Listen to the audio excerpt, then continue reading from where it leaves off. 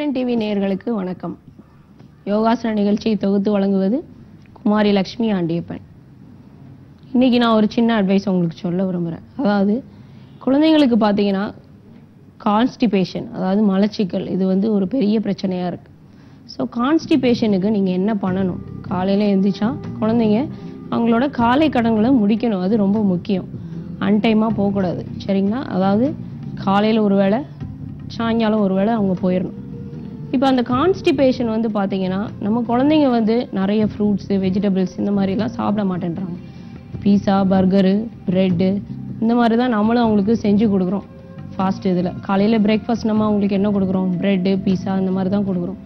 So அவங்களுக்கு constipation ஒரு பெரிய பிரச்சனையாக இருக்குது. நமக்கு பார்த்தீங்கன்னா பல வியாதிகள் வயிற்றுலேருந்து தான் வருது. இந்த வியாதிகளை நம்ம இந்த கான்ஸ்டிபேஷன்ற ஒரு பிரச்சனையை நம்ம சரி பண்ணிட்டோம் அப்படின்னா வயிற்றுல இருக்கிற முக்காவாசி ப்ராப்ளத்தை நம்ம சரி பண்ணிடலாம். அதாவது காலையில் அவங்க எந்திரிச்ச உடனே காஃபி, டீ, பால் இந்த மாதிரிலாம் நீங்கள் கொடுக்காம லைட் வார்ம் வாட்டர் நீங்கள் கொடுக்கறதுனால இந்த கான்ஸ்டிபேஷன், மலச்சிக்கல்னு சொல்லுவாங்க, இதை நீங்கள் ஒரேடியாக ஒழிச்சிடலாம். இந்த கான்ஸ்டிபேஷனுக்கு இன்னைக்கு நான் முக்கியமான ஆசனம் சொல்லி தர போகிறேன். இப்போ இந்த அர்த்த சந்திராசன்றது எப்படி பண்ணலான்றதை நாம் இப்போ பார்ப்போம். இப்போ பத்மாசனத்தை மெதுவாக கலைச்சிட்டு நேராக எழுந்து நில்லுங்க.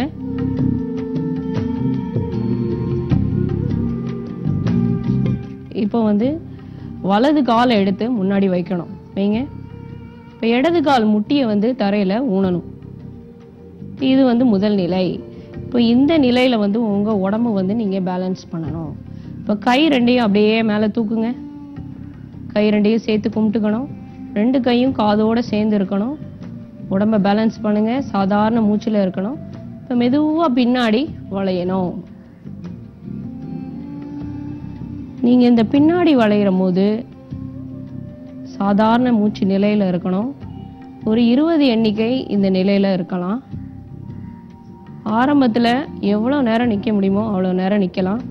20 நிற்க முடியலை அப்படின்னா 10லேருந்து ஆரம்பிக்கலாம். மெதுவாக எழுந்துருங்க. கைகளை கீழே போட்டுக்கலாம். நேராக நிமிர்ந்து நில்லுங்க. 2 மூச்சு இழுத்து வாங்குங்க.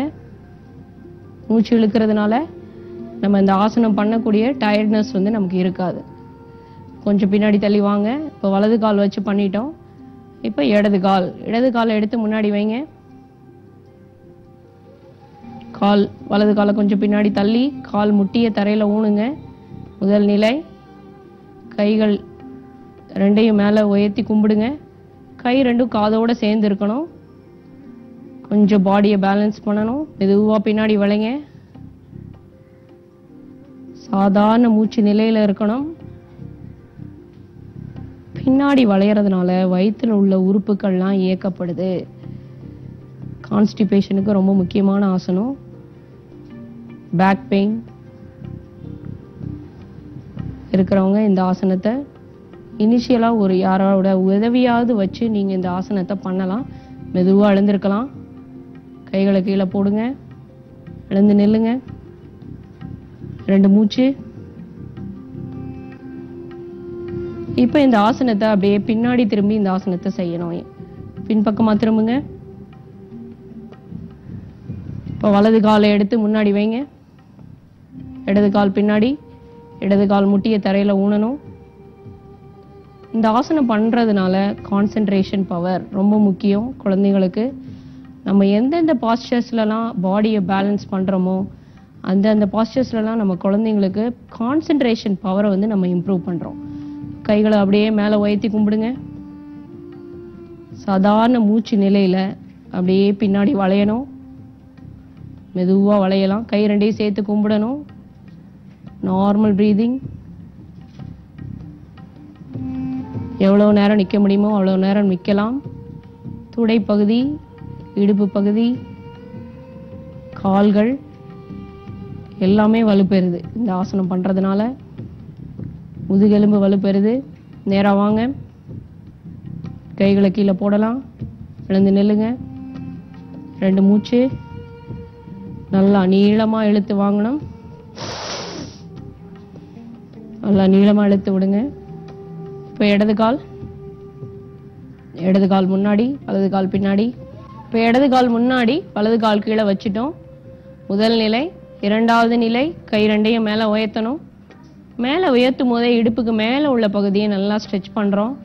அப்படியே மெதுவாக பின்னாடி வளைங்க. வளைஞ்சி இருக்கும்போது சாதாரண மூச்சு நிலை. எவ்வளவு நேரம் நிற்க முடியுமோ அவ்வளோ நேரம் நிற்கலாம். கான்சென்ட்ரேஷன் பவர் இம்ப்ரூவ் ஆகும். முதுகெலும்பு வளைக்கப்படுது, கால்கள் வலுப்பெறுது. கைகளை நேராக வாங்க, கைகளை மெதுவாக கீழே போடுங்க. எழுந்து நில்லுங்க. இப்போ 2 மூச்சு. இப்போ ஒருவருக்கொருவர் நேராக பார்த்து இந்த ஆசனத்தை பண்ணணும். நீங்க அந்த பக்கம் தள்ளி போங்க. இப்போ வலது கால் முன்னாடி, இப்போ இடது காலை கீழே ஊனுங்க. கைகளை மேலே தூக்கணும். அர்த்த சந்திராசன். பின்னாடி வளையலாம். சாதாரண மூச்சு நிலையில 20லேருந்து 50 எண்ணிக்கை வரைக்கும் இந்த பொசிஷன்ல நீங்க நிக்கலாம். சூரிய நமஸ்காரம் பண்ணும்போது இது 4வது நிலை. பார்த்தீங்கன்னா நேரா வாங்க, நேரா நில்லுங்க. கைகளை கீழே போட்டு எழுந்து நிக்கலாம். இப்போ நேரா வந்து 2 மூச்சு. இப்போ ஒருவருக்கொருவர் பின்னால் பார்த்து இந்த ஆசனத்தை பண்ணுங்க. பின்னாடி திரும்புங்க. வலது கால் முன்னாடி, கொஞ்சம் பின்னாடி வாங்க. இடது கால் பின்னாடி, இடது காலை கீழே ஊனுங்க. முதல் நிலை. இரண்டாவது நிலை, கையை மேலே தூக்கணும்.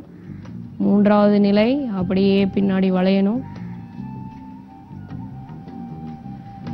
உடம்புல ஃப்ளெக்சிபிலிட்டி இம்ப்ரூவ் பண்ணும். நம்ம எவ்வளவுக்கு எவ்வளவு முதுகெலும்பை பின்னாடி வளைக்கிறோமோ அவ்வளோக்கு எவ்வளவு நம்மளோட ஓல்டேஜ் தெரியாது அப்படின்னு சொல்லுவாங்க. நேரா வாங்க. கால்கள் ரெண்டையும் சேர்த்து எழுந்து நில்லுங்க. இப்போ நேரா ஒருவருக்கு ஒருவர் பத்மாசனம் போட்டு உட்காருங்க.